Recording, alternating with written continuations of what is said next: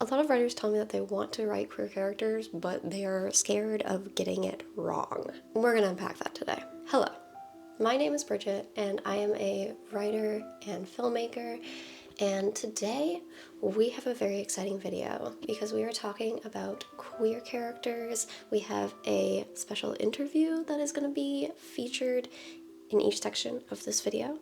I was fortunate enough to sit down with Drew, who is also known as PrideReadsDrew over on TikTok and Instagram, and he very graciously was able to tell me a lot of stuff about his views on queer representation and specifically his work as a sensitivity reader. My name's Drew. I am a sensitivity reader. I'm also a writer, a screenwriter. I've got my debut novel's hopefully coming out next month or soon. I've written for TV, and I am the founder of Pride Reads, which is a website that helps all writers write better LGBTQ plus characters. It's a monthly newsletter, and I do an event every Pride month as well, where I get industry professionals, like script editors, professional screenwriters, publishers to read queer writers' work for free, and to give them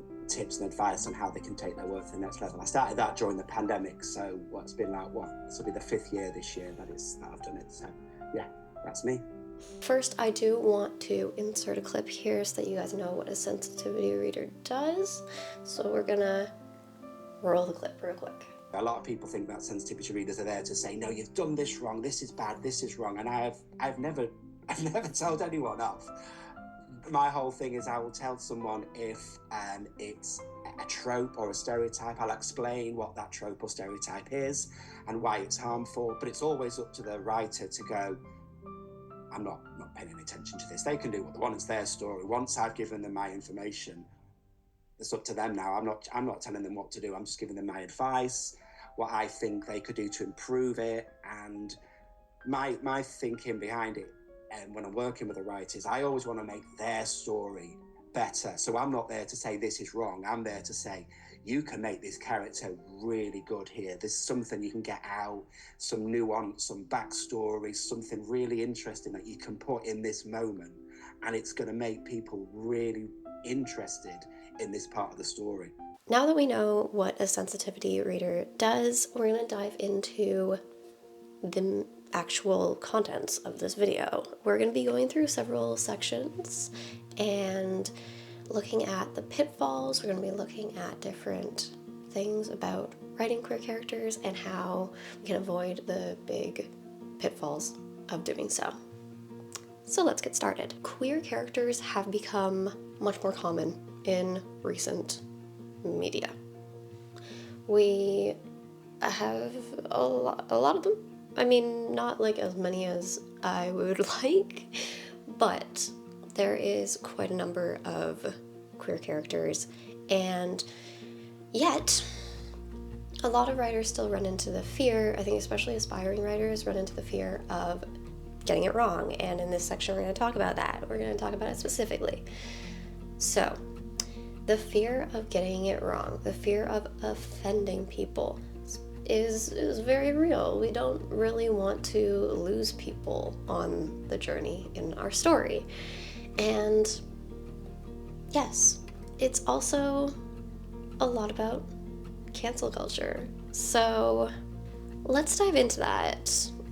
Because more writers want to be writing, reflecting the world, so diverse characters of all minorities, not just queer characters, sort of characters unlike themselves. So they want to do that, but I think we're in a culture where it's so easy for someone to be behind a keyboard and write a bad review or get on social media and say, oh, this writer's done this horrible thing, you shouldn't read their work. So I think that is a big fear, and the fact that authors are making the least amount of money that they've ever made, apparently. I think it's £7,000 or equivalent per year. So no writer, I think, wants to be in a position where they could earn less money by annoying someone or upsetting a whole community. So I think that's where the fear comes from. They don't want to get people angry, and they don't want the potential loss of an audience. This fear is totally understandable because we don't know everything about other experiences. We don't know everything about our own experience because we haven't lived it all yet.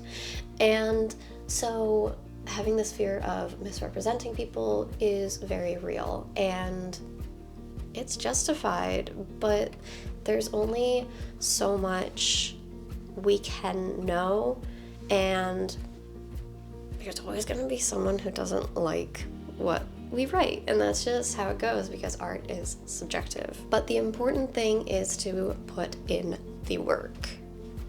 Do more research than you think. So rather than just going, right, I'll just Google what are gay men like or what are lesbians like, and then just whatever comes up at the top of Google, right, that's it.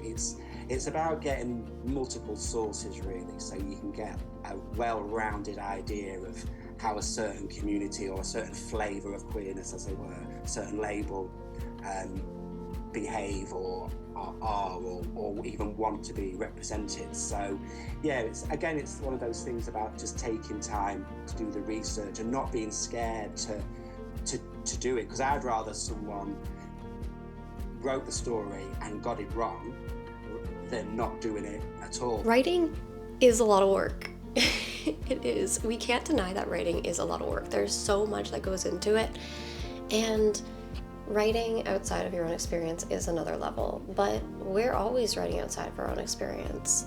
So when taking on the challenge or the task in general of writing outside of your experience, it's important to put in the extra work of talking to people who have been through this experience, getting sensitivity readers who know more about the experience, and overall how to avoid falling into tropes and stereotypes and things like that. Now, at the end of each section, I'm going to give you a little prompt, because we on this channel like to have little prompts so that you guys can have actionable steps instead of just listening to me talk for like half an hour and then walking away with just a bunch of arbitrary thoughts.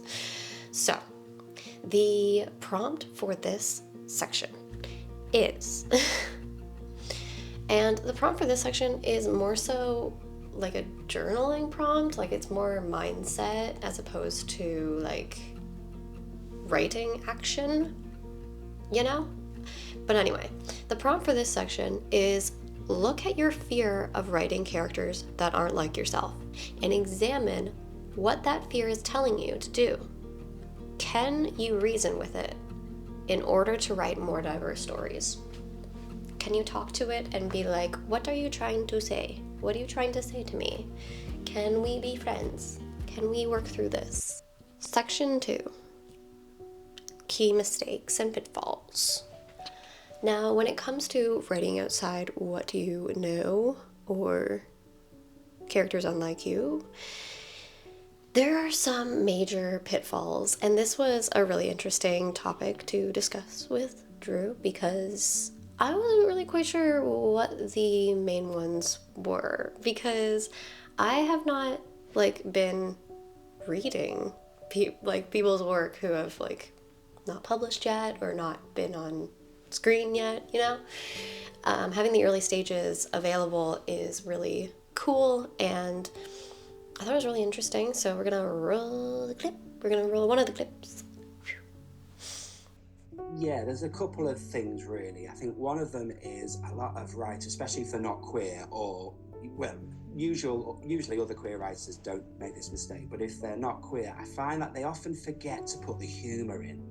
Like, they often think that if the character is gay or asexual or bisexual or trans, that those characters can't make jokes about their sexuality or gender identity. So, and we do it all the time, don't we, to ourselves and our friends? And I think that's often forgotten, that they don't have these characters just have a little joke around with each other. And I can understand really, because they probably don't want to come across as being homophobic or acephobic or whatever with the words that they choose. But I just think they yeah, that's a mistake, that they don't have a little bit more banter between the characters about their identities. I do find that this is really prominent. The idea that queer characters are very like deadpan about their identities is really strange because my experience as a queer person, we do make fun of ourselves quite a lot. And being able to be cheeky about it is really, really fun.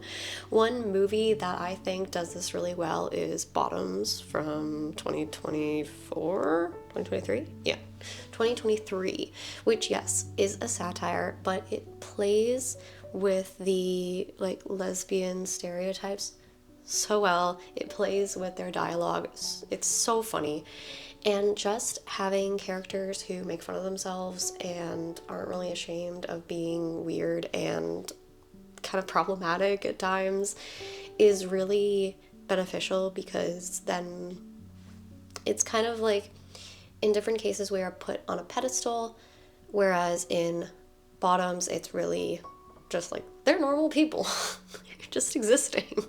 Sure, his sermons are good, but everybody knows he's fruity. Everybody knows he's fucking fruity. By the way, our son Hezekiah hates us because he knows we're both closeted. We try to make it work for him, but he's not happy. And yeah, guess what? The deacon's fucking the evangelist, man. He's fucking the evangelist. Of course, this is not the only pitfall. There were 2 pitfalls. So let's look into pitfall number 2.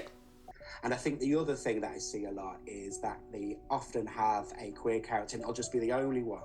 They'll have all these cis-het characters and they'll just be the one gay or the one lesbian or whatever. And I think people don't often realise that queer people like just find each other.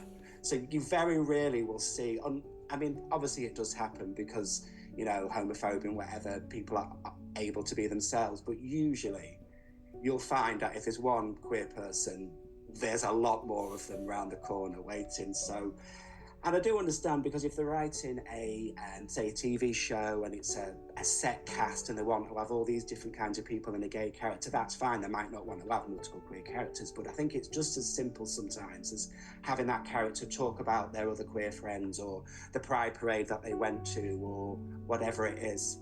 So yeah, that's a big one really, just making them the only one, right? This is the only gay. And then, of course, then that character takes on the responsibility of, like, representing the whole community. Like, if they have a gay guy and it's a camp gay guy, then it's like, right, all gay men are camp and effeminate. Or the opposite, if they're a gym bunny or a butch lesbian or whatever it is. So it's double-edged sword, really. It's, bad in 2 counts because it has to take all the representation on that one lonely queer. Now, I don't find that this happens as much lately. It might just be the shows that I've been watching recently. Like, I think the main one that comes to mind is Shadowhunters, where the only 2 queer characters in the show, I think, if I'm remembering correctly. Yes, I think there were maybe 3 queer characters in Shadowhunters, but 2 of them ended up getting together, Magnus and Alec. So it's like, where are all the others? Where did they go? They should, yeah. It's having way more queer characters, because even in my personal life, even when I don't realize that this person is queer, when we first meet, it's like somehow it just happens. Like, there's so many, you just attract them. They're like moths to a flame. It's like the energy is just there, and you will end up being surrounded by queer people if you are also queer, because it's just a vibe. It's just the energy that you give off. It's not always, it doesn't always happen, but it happens a lot. If you do run into these problems, I would encourage you not to be too hard on yourself, because especially when it's in early drafts, it's not really a problem, because you just have to write the draft and then fix it. You can get beta readers, you can get a sensitivity reader, you can just, like, the first draft, or however many drafts you have, just write it and fix it later. So, the prompt for this section is, how many queer characters do you have in your story? And do they joke about their identities with each other? Because it's fun. It's funny. And it's okay to make fun of this because your characters are living this experience. They're going to make fun of their own experience. They're not taking it too seriously. Section 3, who's allowed to write queer characters? Now, gatekeeping is a hot topic in queer circles, and also like between queer circles and like the rest of the creative community, humanity, whatever.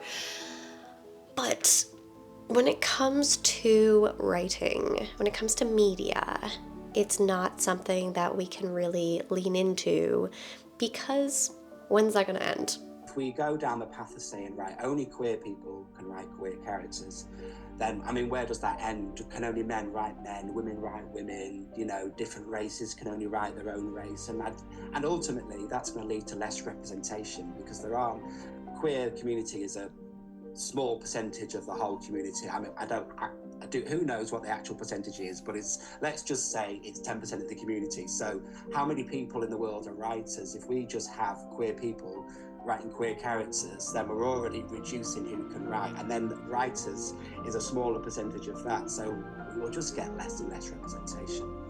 For me, it's all about, like I said, doing the research, getting other people's feedback, not just from sensitivity readers, but just like beta readers, and just, doing the work, being confident in what the story that you want to tell. And if you do want to write queer characters and don't want to get a sensitivity reader, then definitely keep your references up to date, because it's fine if you're a writer and all you know about a gay character is Will and Grace from the 90s. Well, times have changed a lot since then. The acronym has grown since then. So, you've got to be up to date if you want to write queer characters. Especially if you're a cis-het writer and you want to write queer characters and you want queer people to spend their money on your story, then you've got to put the effort in. You've got to also watch queer TV shows and films. You've got to read queer books that are out now and by queer writers. You've got to support the rest of the community if you want the community to support your work. So, that's how I feel about it. Anyone can write anything, just with sensitivity, and do the research, and don't be afraid. And if you do get it wrong, well, we're all no one's perfect. No one can be perfect at writing people that are unlike themselves. So that's what sensitivity readers are there for, beta readers, editors. Just go for it.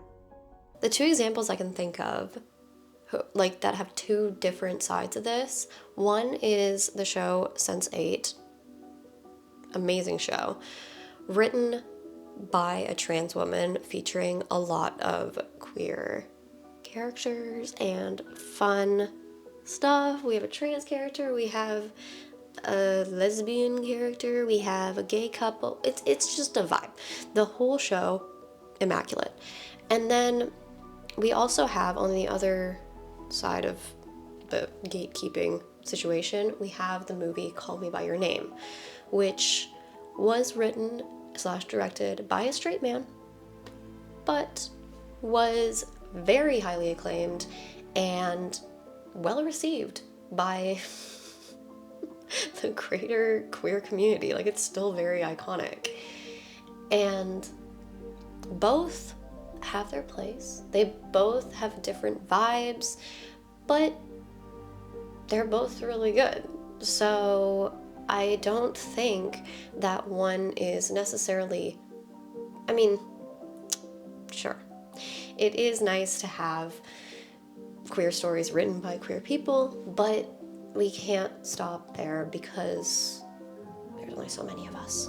There's only so many of us writing, there's only so many of us in the film industry, so on and so forth. If you are a cishet writer watching this, hello, and you are writing a queer story, I highly encourage you to keep writing queer stories. I think it's so important right now, and as Drew says, just keep writing them, keep doing the research, put in the work, don't phone it in or don't give up, because we need more.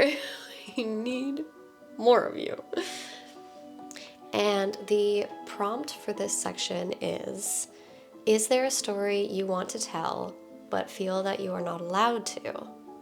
Can research help you break that barrier? Because I know when I'm writing, I often write characters who I don't fully identify with. Maybe it's people of color, maybe it's a disabled character, anything outside of my own experience, and I need to actually do research when I'm writing those things. So it's not mutually exclusive to any one group of people, because we all have experiences that we know nothing about, because we can't just write about ourselves, because that's boring. We would run out of stories real fast. Section 4. What publishers are looking for now? We all want to know that there is a place in the industry for our stories, but the industry is constantly shifting, so where are we at now? Do you think publishers are looking for more authenticity when it comes to queer characters? So I think gone are the times when queer stories had to be dead traumatic, so the gay character had to have some horrible thing happen to them, or the trans character, whatever it is. Especially because audiences are now, they want characters that are about magic and this, that, and whatever. They just want the characters to be queer. They don't want the plot to be about them being LGBTQ+, but they want their queerness to inform the character's decision. And so because there's more queer readers wanting queer stuff, and we have a lot of allies that like reading queer stories, so obviously the market's growing for it, and publishers are there ultimately to make money, aren't they? They don't really care about the writer or anything. They just want to make the money, so they go where the audiences are. And I think everybody wants authenticity these days for all kinds of characters, not just queer characters. They want real experiences, to see different sides of stories that we've seen hundreds of times before. At least for me, this is so reassuring, because writing authentic stories is so much more rewarding in the long run. And the fact that publishers are just going towards what audiences want, and audiences want authentic stories, is so good. It's so fun. And I think that is such a good way for things to be going, and the fact that we can lean into research, and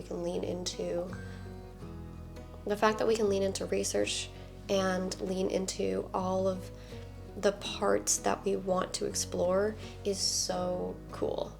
With this revelation about publishers wanting authenticity is that this is a call from the audience. The call is coming from inside the house. So having this in mind, having that the audience wants this, having that this is by popular demand, this is where the money is, is really cool, because that means that probably there will be more beta readers available. Probably there will be more overall demand. I know that I personally look actively for queer stories, and so having that be rewarded by actual authentic queer stories is really fun. So anyway, the prompt for this section is, what is your plan for your story, and does it tell an authentic story that does not fully focus on your character's queerness? Okay, I'm gonna do that one more time. Is your story authentic and does not focus fully on your character's queerness? Because queerness is a part of your personality, but not your whole personality. Section 5, keep writing your queer characters. We need them. We need them right now. Give me more. I need, feed me. Queer representation has gone on and up, and it seems to be going down a little bit. So, this is a problem. This is a real problem, guys. We need to talk about this. We need to fix it. This is why we need allies. We need the cishet writers to write queer characters. We need queer characters out there. We need exposure. And even if we can't be the ones that are writing them as much because, I don't know, publishers aren't taking them or not getting greenlit, or whatever is happening, we need the people higher up to do it when we can't. So, yes, it's kind of making so much of it so that they can't ignore it anymore. Stories in general help people feel seen, and queer stories for queer people bring it to another level. And I want to give a moment to Drew to talk about one of the movies that has really impacted him. And I thought this was really cool, and it's also one of my favorite movies of the last year. So I'm gonna let him take it away for a second. Yeah, it's mostly a recent thing, really, because I think there's been queer representation in TV shows and films and books for a long time, but a lot of it's not been great. Like, well, you're looking back at Will and Grace, some of that now, as you watch it, you think, oh no. But at the time, that was the representation that was out there, and it was good. It was great for its time. Big news, hit it! BIGNEWS! Big news! Well, I guess we know it's not you coming out of the closet. Because the queer community evolves and representation, people want different things and different aspects of being queer. So for me, I don't know if you saw it, it's All of Us Strangers. And the reason it resonated with me was because I felt like I was watching myself, because not only was it about an older gay guy in his 40s, he was a screenwriter. I was like, okay. He was an orphan. I lost my parents when I was a kid. He had all this internalized shame from being gay, and I honestly felt like somebody had taken my own life and written this script. So that really resonated with me, because I've never seen myself like all the different aspects of me, because he wasn't just gay, he was also a screenwriter, and he was an orphan, and he had all this, and he was shy, and all these bits going on. It was amazing. It was so good. Not sure if I can watch it again, because one of those films where it's so amazing, and then you think, oh God, I don't know if I can put myself through that film again, even though it was brilliant. If you haven't seen All of Us Strangers, you need to watch it. It's such a good movie, so heart-wrenching, but so beautifully done. And I think they filmed it during COVID, and it was like they had the house, and they had an empty apartment building. And that was literally it. So I think that's really cool, like as a concept overall. So the prompt for this final section is, what stories have you connected with on a deep emotional level, and is there any way you can bring that feeling into your writing? This is everything I have for this video. I hope you guys enjoyed it.